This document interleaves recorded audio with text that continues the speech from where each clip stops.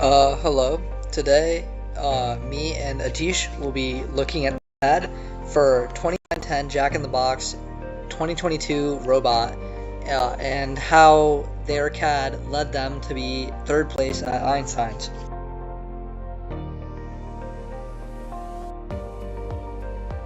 Okay, so let's take a look at the CAD for 2910's robot swerve drive modules and see how everything comes together.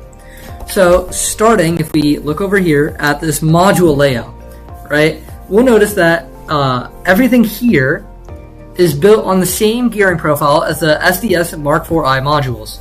So in simpler terms, it's a drivetrain unit for a robot that combines a wheel and steering mechanism into a compact module, as we can see here, right? The big difference, however, is visible right away, and it's the motor orientation, as we saw right here. Right, instead of sitting on top like a standard Mark IV-I, both motors are flipped downward, and this places them lower in the frame perimeter, letting the whole module assembly drop deeper into the chassis. And this design choice is intentional because by lowering the mass of the motors, they significantly reduce the robot's center of gravity, which helps with stability and acceleration. And lastly, another important thing that we should mention are that all the motors used in this robot are talons.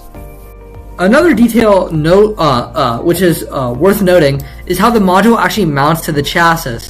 And if we look on this side where I didn't hide the bumpers and the sidebars, right, we can see that the plates nest into the belly pan and the side rails in a way that makes the modules both rigid and easily serviceable.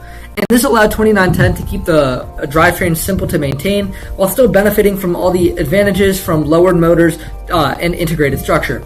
And overall, the CAD shows a drivetrain that is structurally clean, low profile, and optimized for high-speed maneuverability as we've seen in their performances. By reusing the Mark IV-I gear ratios and combining it with an improved motor layout by having them face downward instead of upward, right, they were able to design a drive system that is both familiar and noticeably more performance oriented, really giving them the edge in every game.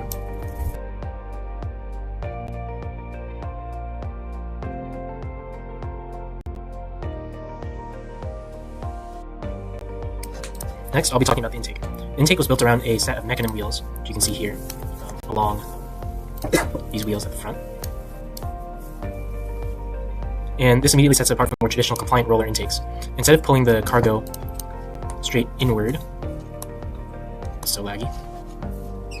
Instead of pulling the cargo straight inward like this, it had the option to intake cargo at any angle, pretty much any angle, as long as the motors were running. So instead of pulling it straight inward, the angled rollers on the mechanism wheels could generate a lateral force component, which meant that when the cargo made contact with the intake, it was pulled into the robot and centered at the same time. So this ensured that the cargo fed into this central chute that runs through the middle of the robot and into this shooter, which I will talk about in a moment. This centering behavior was a huge strategic advantage. Because the intake handled alignment internally, the robot could approach cargo from imperfect angles and still achieve a pickup every time. Rather than needing any sort of precise driver alignment or guiding tunnels deeper in the robot to center the piece, the intake itself solved the problem at the point of acquisition. This reduced the cycle time during match play and was much more forgiving and made the system much more forgiving under defense, as they could essentially just touch it and get it. Looking at the CAD, you'll see that the structure supporting the intake is incredibly simple. There's held on basically just by two of these plates, which are attached to a bearing. So this entire structure rotates just along these two plates. Actually, because they designed it in SolidWorks, the CAD doesn't have any like real assembly mates, but you can see this. This is a spring that's supposed to attach to this red switch right here. So the intake actually can move as this retracts. It can move upwards and be stowed away so that it's within the robot perimeter during inspection. So the rollers are connected to this pair of plates which rotates around the shaft. There's no multi-stage extension or anything, so instead the entire intake pivots on that single bearing. And so this simplicity reduced lots of weight and failure points while making the system easier to maintain. So because the mechanism rollers provided lateral compliance, the intake did not need to flex to articulate to adapt to the cargo position. So overall, this is just a very brute strength system that's reliable and it's never really going to break down. Since it's relying on so many mechanical principles, there's no real possibility for electronic failure or misalignment or anything like that. Another important detail to know is how light and small it is compared to the rest of the robot. So when stowed, the intake, like I mentioned before, that when it's stowed, the intake just rests above, but for pretty much the entire match, it's always going to be down. And even when it is down, it's so light that the CG isn't really going to be lowered all that much. So the team themselves described this intake as speedy, and that speed comes directly from the design decisions that they made, which create a short ball path, meaning the ball doesn't really have to go very far once in contact with the mechanisms. It has minimal obstructions and no unnecessary transition between mechanisms. You'll see in a moment when I talk about the shooter that as soon as it's fed through these mechanisms, there are a couple belts that would sort of bounce the cargo back in if they overshot, but there's really nothing else guiding it through until it reaches this roller, which I'll talk about soon. So with these fewer chances for jams and misfeeds, the intake became extremely reliable, especially as they were intaking so many cargo over quick succession. And so overall, this perfectly reflected 2910's design philosophy, which was to prioritize compact efficiency over mechanical complexity. So they found a very simple solution that fit in a compact package. So now I'll talk about the shooter. So the shooter is another example of 2910 separating functions to achieve consistency. At the core of the system is a single, very heavy roller, which is this thing.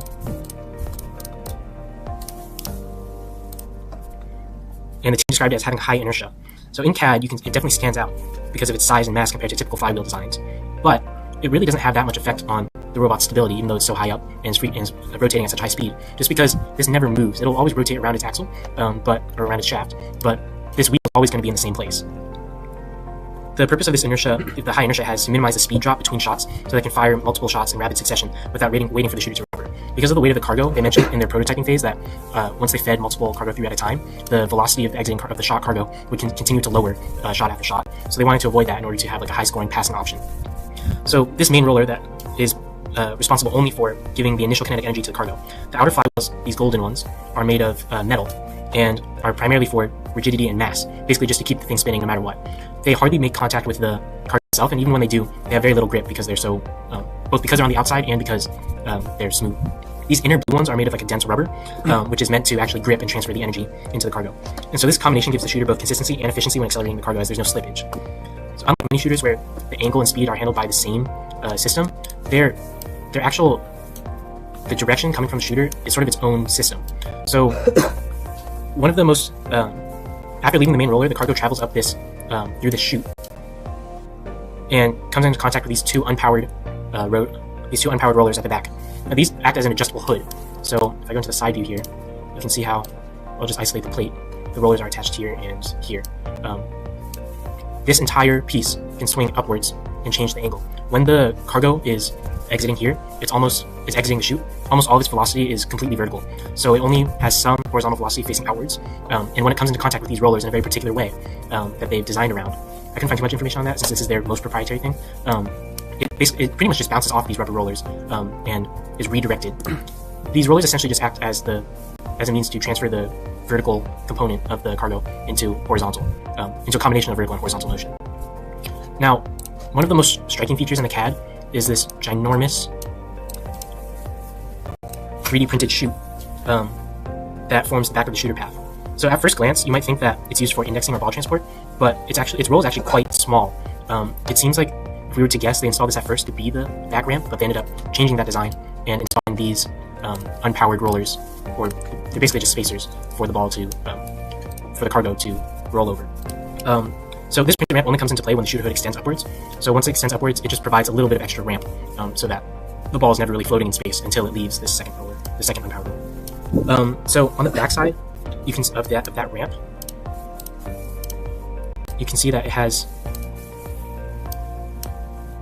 teeth. So this is essentially just and this interfaces with a large pulley on the back here. So as the motor turns, the motor is down here. It's these four actually, or no, sorry, it's just these two motors. This one and this one. As these motors turn, the pulley rotates, which in turn moves the ramp, which is attached to these like hooked arms as well, and that's what actually is powering the extension.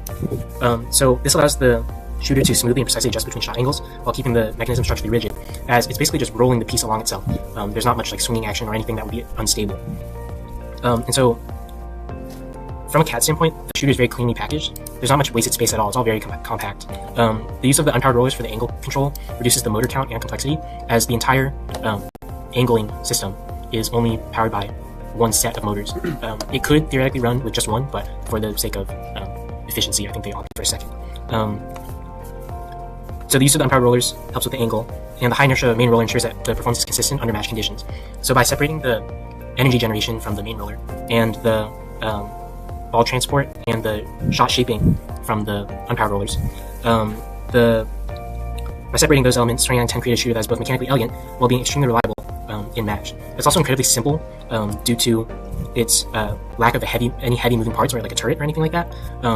So there's almost no room for error in this setup, as much of this is mechanically supported by pretty much the rigidity of the entire robot. There's nothing that really operates all on its own, at least like in terms of the forces acting upon it. Every part has some support to it. Another thing to note is that because the shooter can't rotate, the robot relies entirely on its swerve drive to aim, which encourages fast alignment over any sort of mechanical adjustment. This actually works extremely well for them because of their low CG. So as you can see, like throughout this entire robot, they've tried to mount all the motors as close to the drivetrain as possible, which is of course where most of the weight of this robot is. Like even in places where they could easily put it on the side, they chose not to, and opted for a series of pulleys and gears to transfer the force. So paired with their extremely low CG, the high acceleration drivetrain allowed the drivers to snap to shooting positions very quickly and very consistently. The shooter's reliability also meant that the team could commit to very quick multi-ball cycles without worrying about jams or recovering time, making their offense viable as both a passer and a shooter. Okay, lastly, we will discuss the climb system on 2910's robot. The cool thing about this design is that the robot climbs entirely on this main arm, so everything you see here is very integrated. So the team used a telescoping climber, a design inspired by their 2021 robot Baby Grand. Like that earlier design, the system relies on nested aluminum tubes that extend upward to reach the mid and high bars, right? And while this concept is familiar, they implemented several key improvements this year that really help the robot stand out. And starting is the placement of these gearboxes that we see down here. So looking at these gearboxes, right? Instead of mounting the gearboxes inside the telescoping structure as they did previously, this year they decided to move them to the outside. And this decision was driven by serviceability. By having the gearbox exposed, it makes it dramatically easier to disassemble the climber and perform repairs during competitions. So really just making things like easier in high pressure moments. But what really here's how this actually works, right? There's a constant force spring that we see up here. We see these force springs, and these are constant force springs that extend down the arm that are constantly applying an upward force on the telescoping structure. So, if there's nothing stopping the spring, the arm would always be fully extended.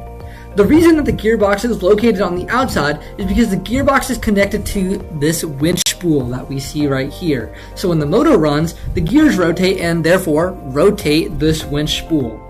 So then finally, they attach a rope from the spool to the top of the arm around at one of these spokes, right? And this creates a downward force on the arm when the motor is activated. This allows the climb to be passive, only requiring a force when pulling the arm down, not pulling it up. Another notable detail is the redesign of their anti-backdrive system. So as we see right here, this structural components mounted above the climber prevents the mechanism from slipping when the power is cut, right? Through testing, the team realized that the supports needed to be taller and stronger than they initially anticipated. So the final pieces are now robust enough to hold the climber's weight more securely, even when the robot is fully powered off. But perhaps the most advanced part about 2910's climber isn't mechanical at all. It's about the automation, right?